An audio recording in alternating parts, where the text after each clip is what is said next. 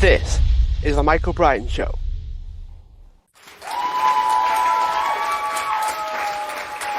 Hi everyone and welcome back to the show, and today I'm joined with Stephanie Paquet, who is a professional dancer and also performer. So Steph, thanks for being a guest on the show. Thank you for having me. Hi, everyone. So I heard a rumor that you spend a lot of time on cruise liners. That was either how you started or how you're spending your time now. So I'd be really curious to know, what is it like working on a cruise ship? I actually began my career straight off with Royal Caribbean, working on cruise lines, and I've done six different ships since then. It's really helped me grow as a performer in my professional career because nowadays, in more recent years, the cruise lines have really incorporated new shows or bigger shows to their ships, including Broadway shows. So when the casting directors are looking for talent for these ships, they're really looking at Broadway talent, the same kind of talent that you would find on Broadway. So it's so important to have a high level of performance on these ships. So it's really pushed me and helped me grow as a performer to be at that level. So what is it like in terms of like the living, in terms of the lifestyle that you're expected to engage with, like the people that are on the ship? It is always a bit more transactional than that, where you go on, you perform, and then you're off, and then that's kind of it. So, as a performer, we're actually very lucky because we can get off and visit the cities that we go to, which are beautiful places. And so we do that during the day, and at night, that's when we perform. And depending on the ship or the contract, sometimes you'll perform 6 shows a week, sometimes you'll perform 2 shows a week. So, it really depends on where the ship is in the world. We also get to meet tons of people. Obviously, the guests are from all over the world, so we get to interact with a lot of them. You know, we go to dinners, we're out and about, so we get to chat with people. So it's a really great opportunity to really be getting to know different cultures and visiting new places, and also all that while performing. I actually spent a portion of my life in the Canary Islands, so kind of tourist areas, and would actually say that the variety in the people that you meet does a lot for your, I guess, faith in people or Oh your yeah, appreciation for them as well. It's you almost learn like so much. you do learn so much. Mhm. What has been the biggest thing that you've actually learned with the variety of people that you would talk to? I think, it's funny because the biggest thing I've learned through meeting other people and understanding their cultures is learning how to love my own culture. Because when you live, when I live in Canada, I don't necessarily visit all the places that the tourists come to Canada to visit.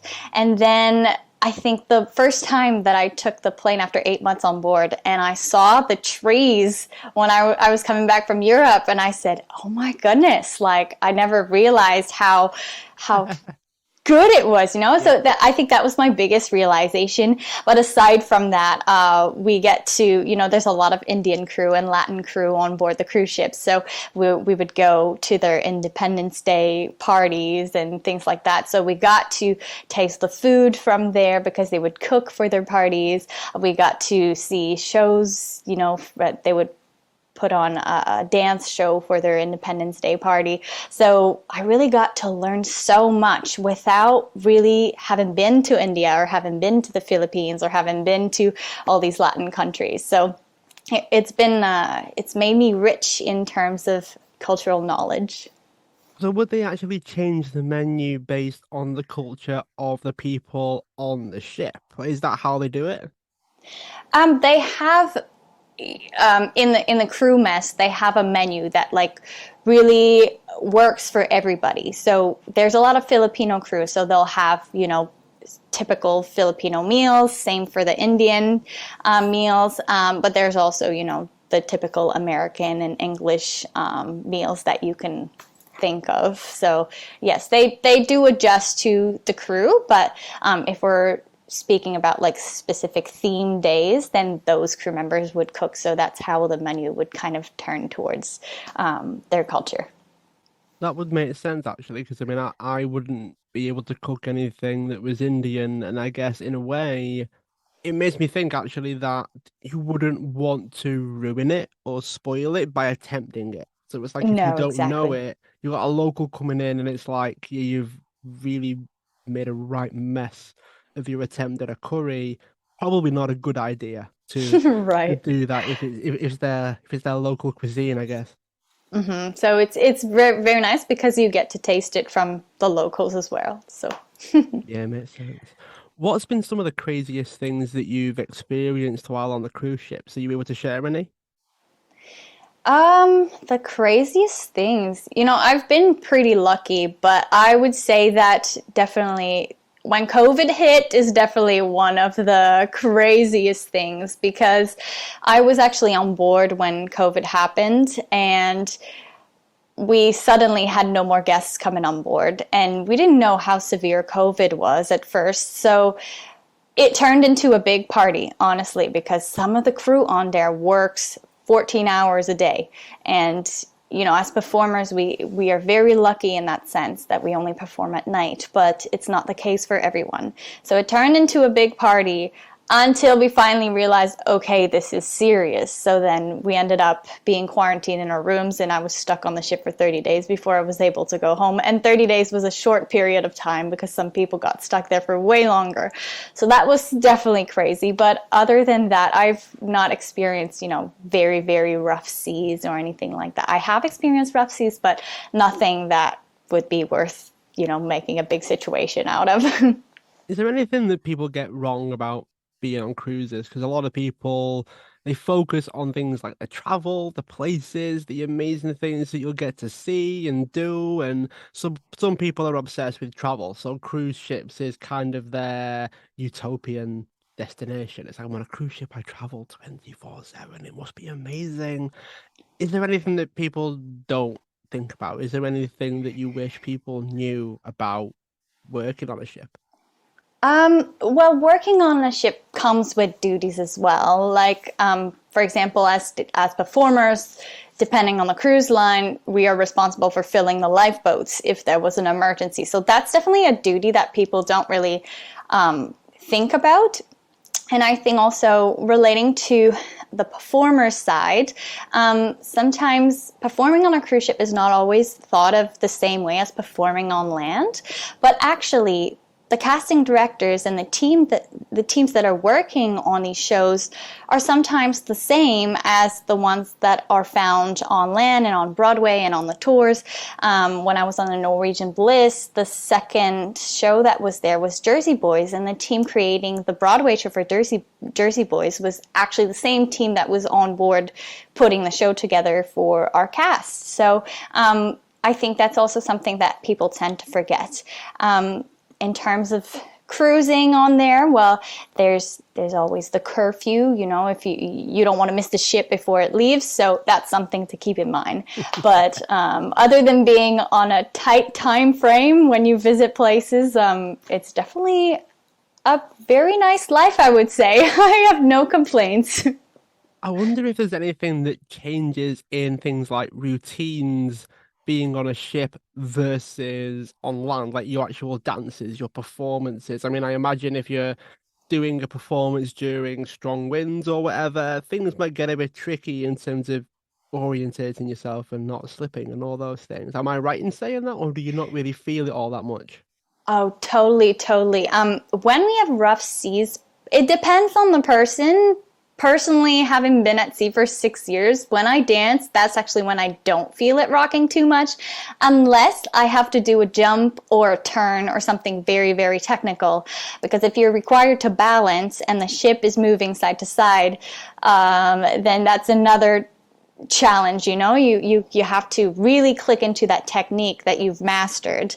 If you're jumping, there's a chance that the floor is lower when you decide to land. There's also a chance that it's God. higher. So it's always being aware of your spatial awareness really That being at sounds its really peak all hard. the time. That Yeah. sounds horrible. Can you imagine jumping, doing, let's say, a backflip? I'm talking very loosely now. Do a Hmm. backflip and then the floor's higher than when you left off. I mean, Yes. catastrophic it could be, surely. Oh yeah, it's very hard on the knees, and I have a couple friends. Luckily, I've never been injured for any reason like that, but it's happened. And we also have procedures that we don't have on land because theaters are highly risky environment in general with everything that moves and the lighting and everything. And when the stage moves as well, for example, I also do aerial arts. Well, we have protocols where if the ship is moving a certain degree, then we will not perform aerial arts for the safety of the performers because we are suspended in the air and then we'll just end up being a pendulum. So I imagine that being quite a surreal feeling as well. It's that you start off all fine, and all of a sudden you're this suspended, spinning top, and you've got no way of slowing down. and it's something we learn to adapt to also because it could happen mid-show. We've done shows where it's so nice and stable and then mid-show the wind picks up and then suddenly gets really rocky.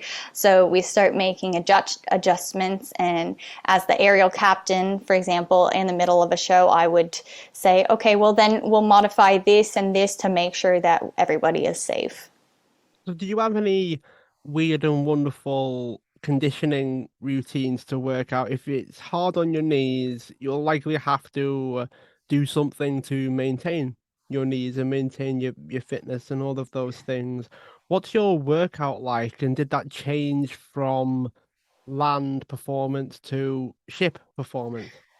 Um, to me, learning about my body is so important. It goes hand in hand with, learning my technique because injury prevention is so important, especially when you work in those environments. And so I've learned a lot about the techniques that are used in physiotherapy, about targeting certain muscles to really learn how they are or what implication they have in a certain movement, and then that helps me to really stay balanced when the ship is rocky and all that stuff. So I've started implementing those physiotherapy exercises that I found mostly online or through physiotherapists to my workout routine. And obviously, being a performer and performing every night, I need to work on the cardio and all that stuff. So going to the gym is definitely part of the daily routine when you work on a cruise ship, but I think that goes for on land as well. But I think the main thing is really strengthening my ankles and doing all those tiny exercises that actually would have a big implication in the efficiency of my performance on board. It's interesting that you brought up cardio when you're performing every night as well. My assumption would be that the performance would be the workout in a way, or do you spend a lot of time doing extra things so that the dancing or the performing isn't necessarily a workout? Like, is that how you would describe it? I think that's the best way, yes, because if you keep the show for your workout, by the end of the 45 minutes, you'll most likely be exhausted. So the goal, because we also have a second show after that, most of the times it's 2 shows a night. So if you're exhausted by the end of the 45 minutes, then there's no way that the second show will be as good. And for me, as a perfectionist, I really hope for boat shows to be just as good. So I do try and run and develop my endurance in different ways also. So not only just running, for example, because dance uses different types of movements, jumps and things like that, and like maybe slow and controlled movement, but it requires some type of endurance as well. So I'll do like minutes of nonstop sit-ups followed by a run of 10 minutes followed by push-ups for 5 minutes, so to work different parts of the body, and so that my body can learn how to keep up that endurance and not be exhausted after a 45-minute show. I'd be curious about your journey, I guess, into performing. So, did you start off doing a particular art, let's say, and you made this gradual progression, adding things in, adding strings to your bow, so to speak? What was your journey like in terms of what art form you learned next? Can't think of a better word than that. And Mhm. then how did you kind of grow and progress from there? So I started as a dancer. Well, first off, I did gymnastics when I was a child and then decided that I wanted to go towards dance. So, starting off as a gymnast, I had the power and the discipline that some of the other kids didn't have. So, that kind of always stayed with me. And so, I developed later on, once I booked my first job, a love for aerial arts because it kind of combines gymnastics and dance together while you're in the air. So, I started training aerial arts. And then nowadays the shows incorporate singer dancers a lot, so dancers are asked to sing all the time. And I always sang, but I always told my mom, no, I don't want to take singing classes, I have enough of dance. And now I regret it. But I've started getting into singing lessons since like 2 years ago. So now I'm proud to say I've worked as a singer on a cruise ship as well. So I've incorporated that. Acting is a big thing as well, which I've started as well, because on Broadway, for example, you're never just a dancer. You're a singer and an actor as well.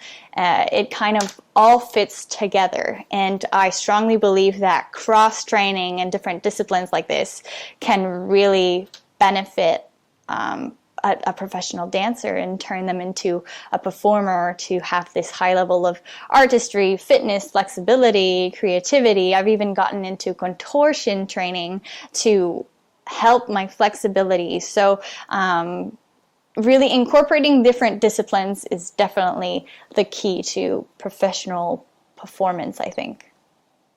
What makes you transition in that way? I mean, is it just curiosity? Is it something that you're told to do? How do you think about something like that?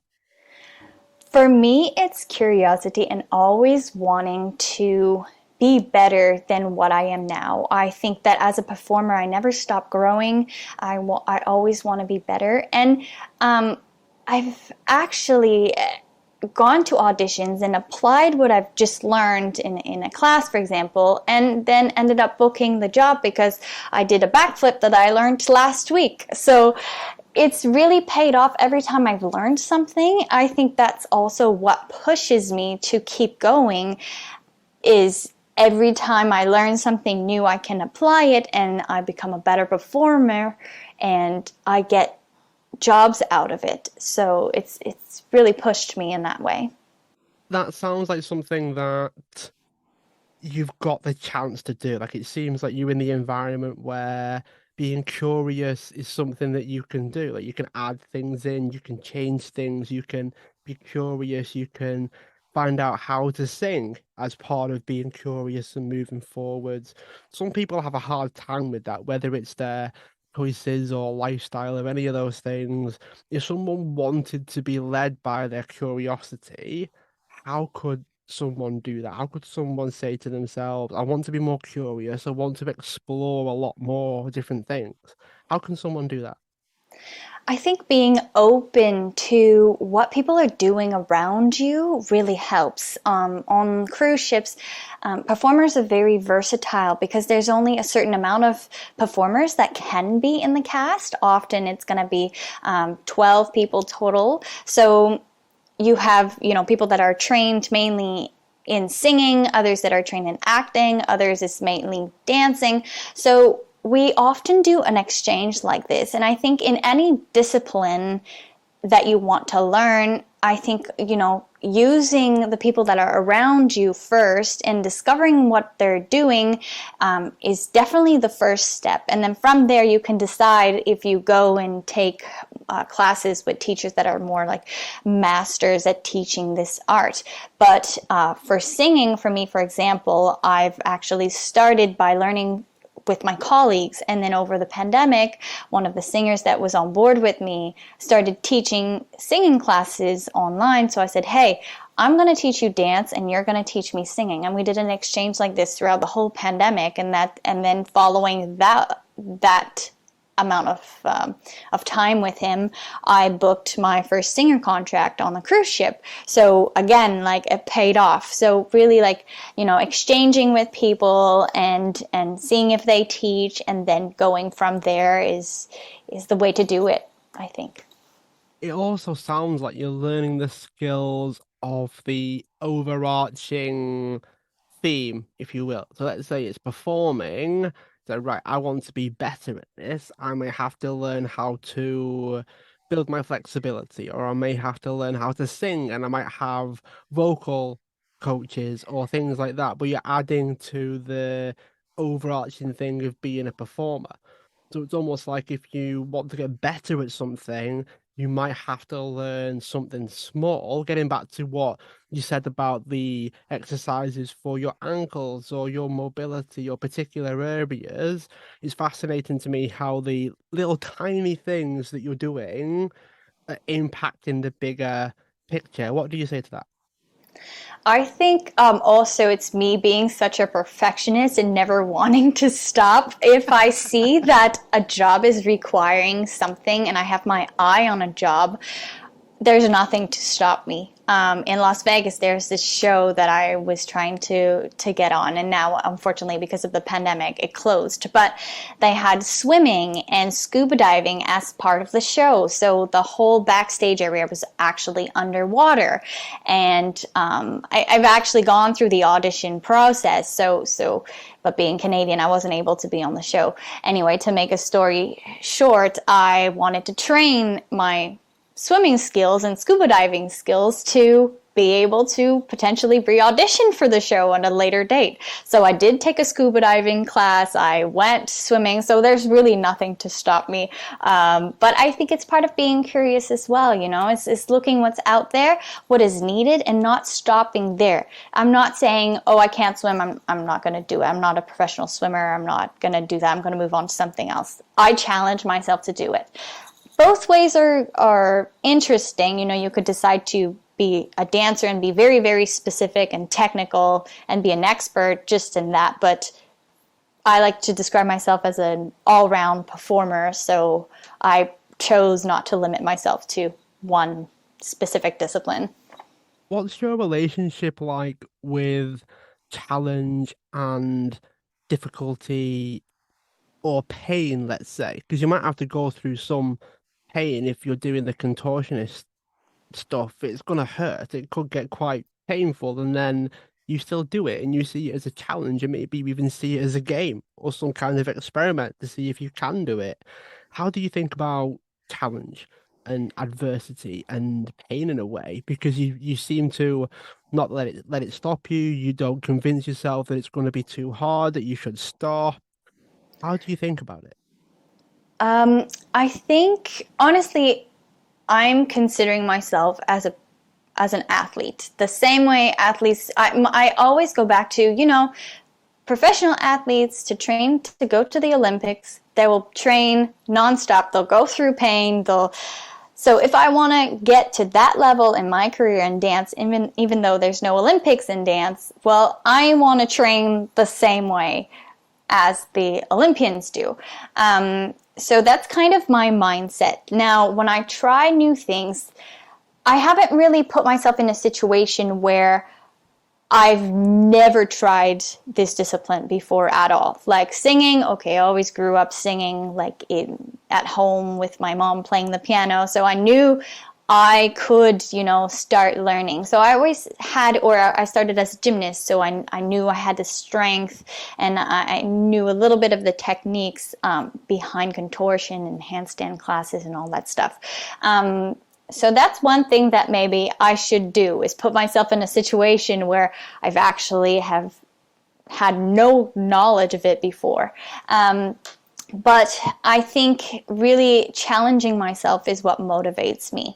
If I'm not challenged, I do not push. I always need a challenge, and I need an idea of where I want to go and a goal, and I will attain that goal. I do not let anything stop me. So I think this is the mindset that I need. And especially in this industry, there's so much going on. There's so many dancers out there. But the ones who make it are the ones who keep pushing, and that's what I'm trying to do. So what would you do if you pushed yourself to do something that you had no prior knowledge or history or even like a skill that you have that carries over to the thing that you want to do? Blank slate, you're starting from scratch. What would be the challenge for you? I tend to really use what I know. So, for example, actually, I've showed up to an audition where there was fighting required, like stage fighting, and I've never done any martial arts or anything like that. But I've done dance and gymnastics. I know about movement, so I rely on that to kind of push me. If it was something completely new, then I will rely on my curiosity. I'll give it my 100% attention. I will pick up the details that the teacher will say or the casting director, and I will try and apply it to the best of my ability. I think the biggest thing is the curiosity here. Yeah, I'd probably say that that would be how you would do it if you had no prior experience in any type of it. There is a sense of exploring and discovering it and figuring out as you go along. You do seem like the kind of person that would do that. If you didn't have anything to lean on, then you would simply take one step at a time and you would figure it out as you go. Is that something you've got a lot of experience in, this kind of it's figure outable, so I'll find a way? In my mind is if somebody has done it before, I can do it. It's a lot of things is about learning from people, and if you put your mind to it, you could really learn just like they learned before. So that's really the mindset that I have when it comes to new things and figuring out, not limiting yourself, I think is the key. What would you tell someone that was struggling with doing something new? You do a lot of new things, a lot of things that you've struggled with, the things that you've had to figure out as you go along. There could be a lot of people listening that are in a similar situation. So maybe they're having to change their career or they're having to go back to education and they're trying this shifting life. They're trying to do something new. How can you help those people? What can you say to them? What would be the advice that you wish you had? The best advice I can give is take that first step. Honestly, you don't know until you tried it. And once you try it and you put your mind to it for, let's say, a week, you say, I'm going to do this 100% for a week and see how it goes, you might actually discover a passion that you didn't know you had. Or to give an example, I started getting into marketing during the pandemic because I started teaching, and then I found sort of a passion for marketing. It's so interesting how people are articulating their advertisements and things like that. So this is something that was completely new for me because I had never touched at any of that. And then, I started learning about it and taking some workshops online because on Facebook, there's so many coaches, online coaches now. If you're looking at something new and you're not really sure what it's about, find one of those free workshops online and give it a try, see how it feels, and go in it 100% for a period of time. Give yourself a small goal and a larger goal, and then I think that's the best way to start.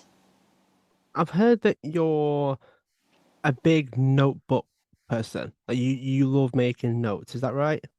Yes, I actually use notes quite often when I take classes, throughout my training, when I go to auditions, if I meet people, I take tons of notes all the time. I think it's super beneficial to what I do. Do you have any particular way? I'm happy to sort of dig in a little bit to learn about how you do it. So, what's your note taking strategy like? So, at the beginning of my career, I had a conversation with someone who told me, you know, Stephanie, you're really successful in school. And if you treat your dance career the same way you treat school, I don't see why you wouldn't have the same outcome because I ended up having a full scholarship. And I said, okay, maybe that's right. Like, let me try that. So I went on with that, and since that day, I've had a notebook. So every time I take a class, I'll take notes about corrections, about tips that the teachers give me. And the same way that I would do for an exam at school, I go and review those notes before an audition, being my exam, and I apply these notes. And there's something about having it fresh in my mind about all these tips and corrections that I've been given before that really motivates me to do this audition. I said, okay, I can do it. I have the knowledge. I have the technique. Let's do this. And most of the times I've booked my jobs because I reviewed my notes. I mean, it can be just a way of me thinking about it, but it's really helped me and it pushes me to get better again. So I really believe that taking notes is part of my journey. Is timing important? Like, have you ever had moments when you've delayed it, maybe, and then you've forgotten about what you were going to write down, and then you've kind of beat yourself up, maybe, for skipping that note-taking time? Oh, yes, definitely. Like at the moment, I'm in New York City. I'm taking a lot of classes, about like 10 to 12 classes a week. So I don't always take the time in between classes to write down what I learned, and then I push it off and don't write it. And then I get to an audition one day and I realize that, oh, they want some salsa technique. Oh, I took a class about that a month ago, but I have no notes about it. And for me, since I am such a versatile performer, it's hard to train in a lot of styles and retain all the information. And on top of my singing, on top of my acting classes. So if I don't take the notes and the technique is not engraved in me, then I will regret it when they ask me in the audition to execute it. This is my choice is to be versatile. If I was an expert, it maybe wouldn't be the same. I'm an expert in terms of performing because this is what I do, but notes really help me maintain the technique the whole time. So is it just a case of you take bullet points? Do you have a particular system that you like to follow? I think bullet points, yes. Definitely, I write down stuff about technique or tips about performance or how to like show the emotion. You know, things that most of the times it's things that the masters of the technique will say that when you think about it, you're like, oh, I could have thought of that. But there's so many things that I have to think of when I'm performing a choreography, whether it's performance, being making sure that I'm executing the technique properly and showing the emotion. So, having the note there really helps to like concentrate on other things. Let's say you do something and you've got a lot of things that you could write about. Do you write about specific things? Do you write about the things that maybe you struggled with the most, or do you write all of it down? The things that are more foreign to me. So the things that I struggled with, definitely the main technique, because there's always like a correct way, and then there's like the performing elements around.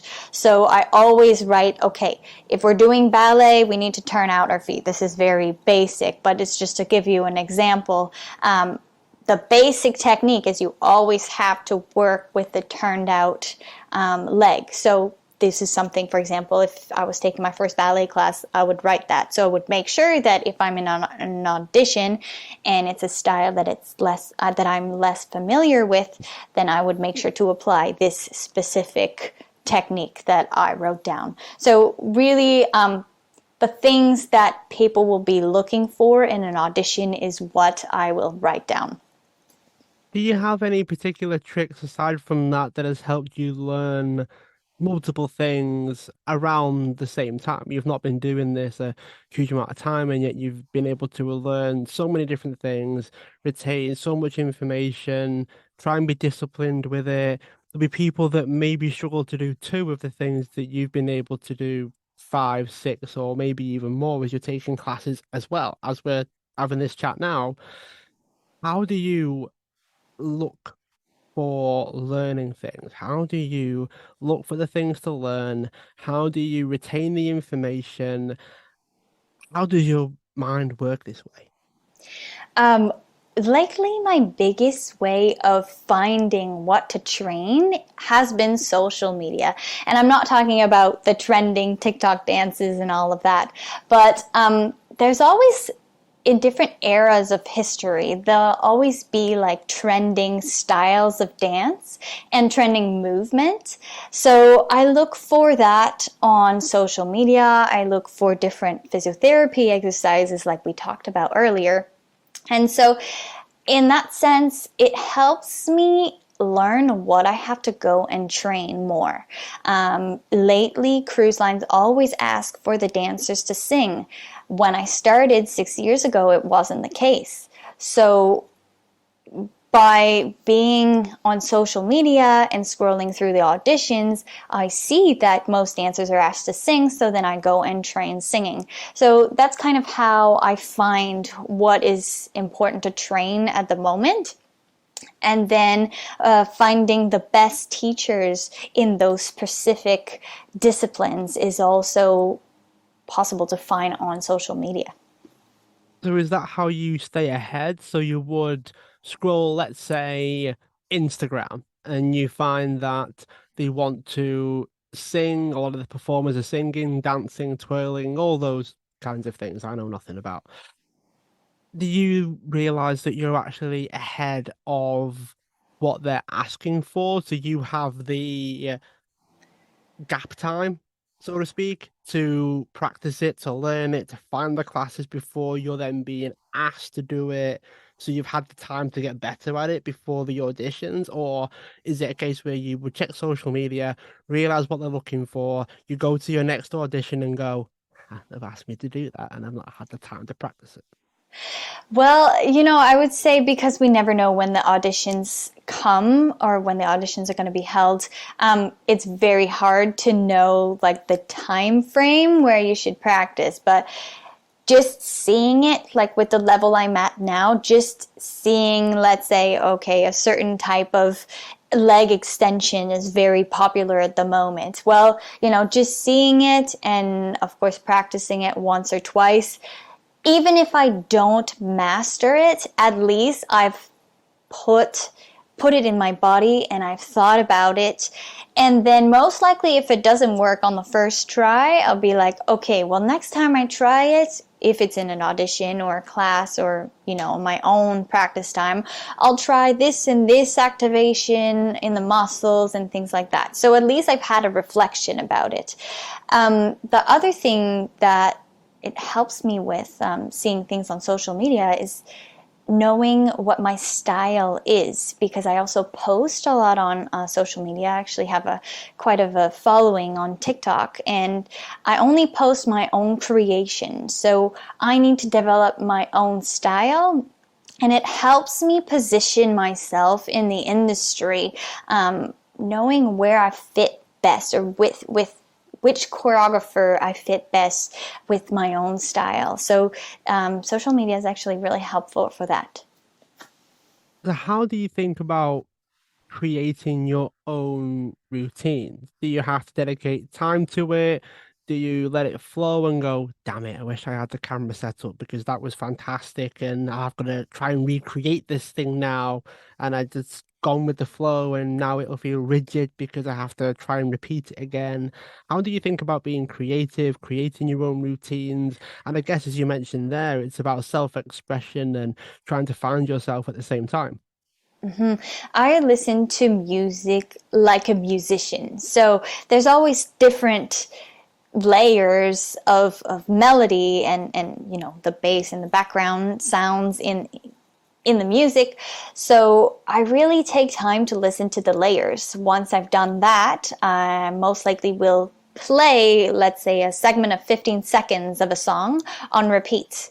And then I just, I let it kind of get into my body, and I hear different things every time. I try different movements. So I actually don't really improv or set a camera there to kind of catch the moment so I can revisit it and say, oh, that felt really good. Or I will try and find that feeling again. And of course there's moments where I'm like, oh, I just did that. But since it's just a 15-second loop that I'm playing, it's kind of easy to get back to it and then include it in my choreography. So some choreographers have different ways of choreographing. They'll just play the whole song and then improv and do it just the way you suggested. But in my case, it's a little bit of a different creative process. Once I've done these 15 seconds, then I add a 5-second, I delay the music for 5 seconds, and then I run this loop. So I'll do the choreography I've done and then try and add on a little bit and see what feels good there. That's kind of my technique to go at it. It always makes me chuckle when I see on things like TikTok where they go random session today, I'm just gonna post it, and they go, no, you set up the camera. It's not random with the camera there. So I think there's quite a lot of misconceptions about content creation and being creative, and a lot of it is repeated. A lot of it is it needs to be right, and they're repeating things in some Mhm. cases a lot of times, and they always post the best one. I understand that because at the end of the day, you want to get better. You want to make sure that it's the best version of the content that you want to create, especially in your line of work. There's an element of, it's kind of like showcasing your abilities in a way. You've got to put yourself out there. You're not gonna put a fall out there because you don't really want to show people the mistakes all the time. Maybe you will every now and again to prove that you're human, I guess. But I think there's certain things whereby you've got to actually show the first time you do it and let people know that it's the first time that you've done it. And it's not going to be great, it's not going to be polished. But if you do it and think it's not quite right, you can always repost one of the later ones that you did after you repeated it a few times and said, look, this is now the 10th time. Have you noticed the improvements? Have you noticed this, that, and the other thing? That feels more realistic for people because then it causes less perfectionism, less comparison. If you're judging your first time by their 100th attempt at the thing, it can be so hard for people to navigate if people aren't being more, I guess, authentic's the wrong word. I think it's just more honest than anything. People need to be a bit more honest. I totally agree with posting the first time you're doing something, because also people can follow the progression. In my case, I don't have many videos when I started dancing because this is my job now. So I try and post the best content, of course, because people go on my social media to see my resume, basically. But when I started singing, I did post videos of me singing for the first time, like more to an audience, because I wasn't doing that when I first started dancing professionally. So I did post that. And then now you look at my last contract and the more recent post, and you have singing in a professional setting. So you can see the evolution. And I think that's a very important thing to show as well, because you're showing that you are still working on your performance, that you are growing, that you are not limiting yourself. So I think posting right from the get-go when you're starting something is definitely something I would encourage. How do you actually create the content? Do you repeat things over and over again? Do you talk yourself through it?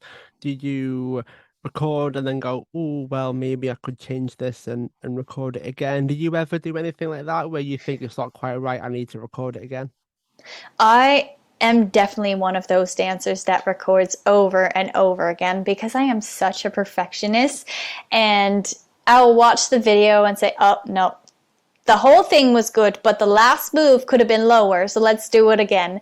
And it happens all the time. I repeat. And then I'll start dancing, in front of the camera and realize, oh, you know what? This move is kind of out of the frame, so I need to change that so that I don't have to move the camera, because most of the time when I'm filming, it's only my camera on a tripod. I don't have a person to help me. So it needs to fit in the frame, and yeah, repetition and watching myself. But I also grow from that and I learn, because when I'm dancing in front of a mirror, I can see the corrections that need to be made on my technique and things like that.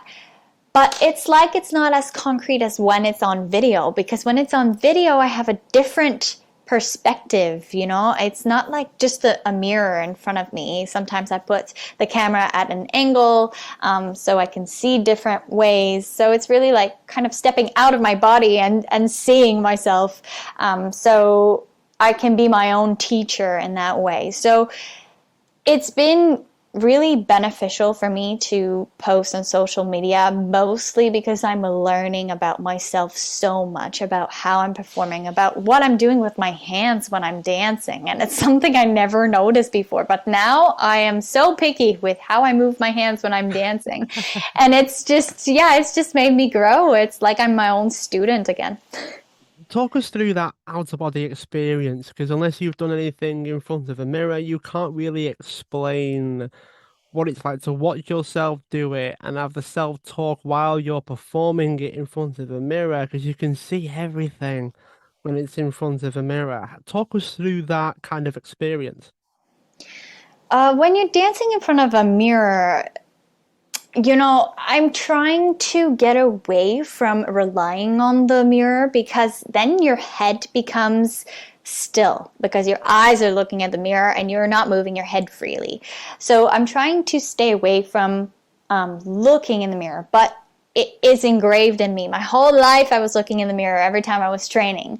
So it's been a learning process. Another thing I'm learning. I'm just learning this whole journey. So it's amazing. But yeah, I'll just also compare myself to the others around me when I'm in class, especially. What's nice about New York City is you have dancers of all levels that show up to class, some that are already working on Broadway, some that are, on cruise lines, and some that are just out of school. And everyone's most likely a professional in their own way, and they all have their specific skills they are good at.